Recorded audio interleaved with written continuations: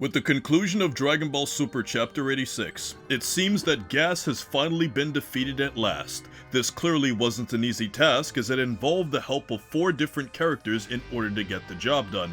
But after rereading the chapter again, it is clear that this battle directly parallels the fight that Goku and Vegeta had against Kid Buu on the planet of the Kais, and this video will explain it all. Let's begin with the fight setup. In both scenarios, there were 4 good guys versus 1 major villain. The Heaters themselves were there as spectators, but they weren't directly involved in the fighting, so for now let's ignore them. Out of these 4 characters, there is 1 character who is responsible for powering up 1 major energy attack. Goku powers up the Spirit Bomb to fight against Kid Buu, and in the case against Gas, Granolah powers up his energy attack in order to defeat them. Next, we have the 2 characters that are directly responsible for stalling. Majin Buu and Vegeta had to hold off Kid Buu at numerous points, while against Gas, Goku and Vegeta were responsible for stalling him. And last but not least, 1 character directly helps with the actual energy attack itself. Oatmeal helped Granolah hit Gas with his aim assist, and when we compare this to Dragon Ball Z, Mr. Satan was the main one who helped with the Spirit Bomb as he manipulated humanity to donate their energy in massive numbers to begin with. So even though it's very clear that the type of energy attack is totally different, the formula and setup for the planning and defeat of said character is identical. Next, we will go into more of a rudimentary comparison. As pointed out by the Dragon Ball community months ago, Gas has a similar base design to Kid Buu, especially when you compare them directly and look at their actual facial expressions and eyes. But when we look at them as characters, Gas is a bit more intelligent and less of a rage monster than Kid Buu, but when he enters his multiple rage monster-like transformations, there's very little difference. And for both Gas and Kid Buu, they're both rage monsters who were intended to work for somebody else. In the case of Kid Buu, he was originally supposed to have been created by Bibidi, but later sources said that he always existed and was just kind of taken out of his hibernation-like state. And when we compare this to Gas, Gas is basically the rage monster of Elec.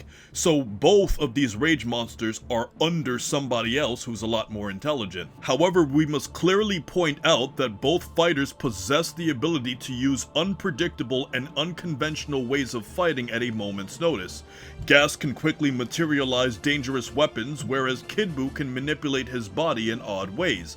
For example, Kid Buu often had the ability to make duplicates of himself or stretch his body in ways to attack that would completely catch his opponents off guard. And later on, when Fat Buu returned and fought against Kid Buu, we got to see a battle between 2 similar life forms where Kid Buu is basically just a faster regenerating, stronger version of what Fat Buu is. This compares directly to Gas because when he fought against Granolah, we got a chance to see what 2 characters that cheated to get their powers felt like. But the next major comparison is the actual location of the battles themselves.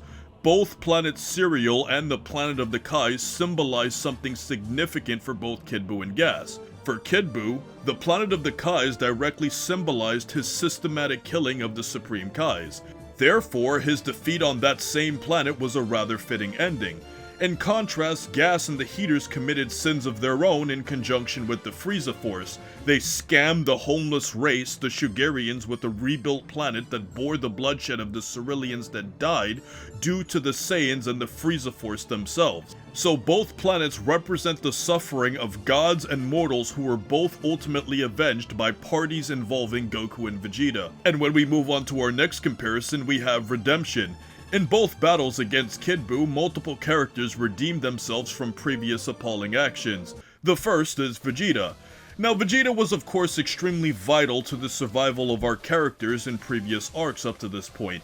On Namek, he was the key reason that Gohan and Krillin and even Bulma were alive up until Goku arrived, as he directly fought against Frieza's force. Then, when Frieza himself showed up, he bought a lot of time for Goku to heal up and eventually fight Frieza later on. During the Android arc, it was Vegeta who helped against Cell by distracting him for Gohan to finally finish him off. And when we move on to the Buu saga, this arc was the perfect manifestation of character regression for Vegeta, because after he had become a family man and redeemed himself against Cell, he falls back to his old ways once he sees Goku again, and retransforms himself back into a villain, which ultimately led to his death against Fat Buu. But given a second chance by King Yama, he fights valiantly against all Majin Buu forms and redeems himself to a point where when the dead are resurrected, Vegeta loses his halo and is fully considered a good guy.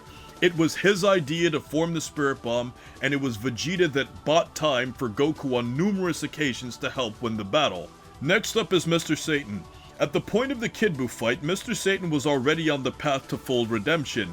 In the Android arc, he wrongfully took credit for Gohan killing Cell, but he also threw Android 16's dismembered head in the direction of Gohan to help him turn into a Super Saiyan 2, and had it not been for the two evil men that brought out Evil Buu, he would have directly saved the Earth just by befriending Fat Buu and telling him not to kill anymore. But in the battle against Kid Buu, while it was Vegeta's idea to form the Spirit Bomb, it was Mr. Satan who convinced the world to donate energy for the Spirit Bomb. And later on, when Vegeta was incapacitated and Goku needed to launch the Spirit Bomb, Mr. Satan bravely put himself in harm's way to carry Vegeta to safety. So he himself was fully redeemed and became a lifelong friend of our main cast after these heroic actions. That leads us to Fat Buu. Now, midway through the Buu saga, Fat Buu becoming good lasted an extremely short amount of time due to the tyranny of evil men.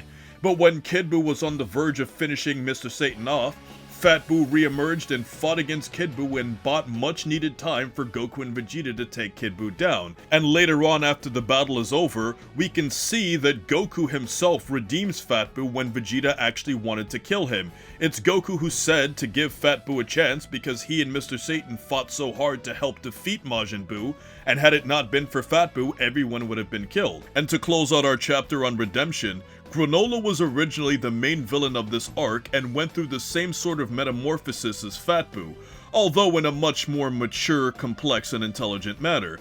He wasn't a naughty child who was following orders, because Granolah directly learned the truth about the Saiyans from his interactions with Goku and Vegeta. Now, of course, Granolah has flaws in his own right by being a space bandit, as he follows this Robin Hood-esque mystique. But we can clearly see the sympathetic character Granolah is as we look at him as taking matters in his own hands to avenge the death of his mother and the fellow Cerulean people by doing what he does. Granolah, of course, has a much longer and more drawn-out path to redemption, as it took a lot more to convince him to change other than just telling him to stop, but he ultimately ends up in the same position as Buu, Vegeta, and many other Dragon Ball villains have.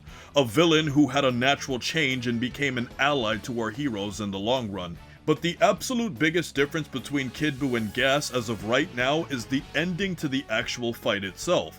Granolah has decided to spare Gas's life. So as it appears, there are a lot of loose ends that need to be tied up before we can truly feel like this arc is over, or this can be a situation like the Universe 6 tournament where this directly leads to another arc in the future, which eventually leads to the Tournament of Power as the Trunks arc was mixed in between. And when we look at the character of Elec, he is clearly the brain of the Heaters group and the true villain of this arc. Similar to how Paragus was the main villain of the original movie, while Broly was his uncontrollable familial tool used for revenge. That same tool went crazy and ended up killing him, and led to many Dragon Ball fans looking at Broly as the main villain.